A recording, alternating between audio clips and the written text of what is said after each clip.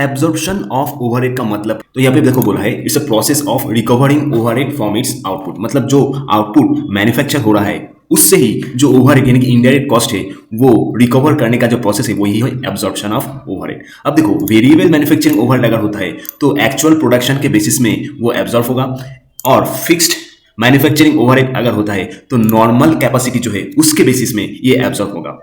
और एब्जॉर्प्शन जो होता है वो एक प्रीडिटरमाइंड रेट के बेसिस में होता है।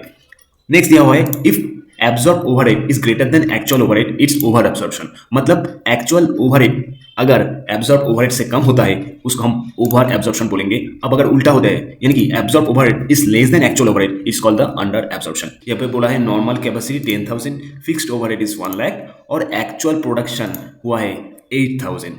अब फिक्स्ड ओवरहेड जो रेट है वो नॉर्मल कैपेसिटी के बेसिस में कैलकुलेट करेंगे, यानी कि 1 lakh divided by the normal capacity equals to 10,000, यानी कि जो रेट होता है इक्वल्स टू 10 पर यूनिट। अब देखो फिक्स्ड ओवरहेड का जो एब्जॉर्प्शन होगा वो कितना होगा 8,000 इंटू 10। मतलब एक्चुअल प्रोडक्शन कितना हुआ था 8,000 और रेट कितना है 10 पर यूनिट, तो 8,000 इंटू 10 इक्वल्स टू 80,000।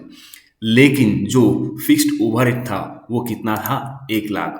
तो यहाँ पे क्या हो रहा है अंडर एब्जॉर्प्शन, यानी कि 1 लाख माइनस 80,000 इक्वल्स टू 20,000।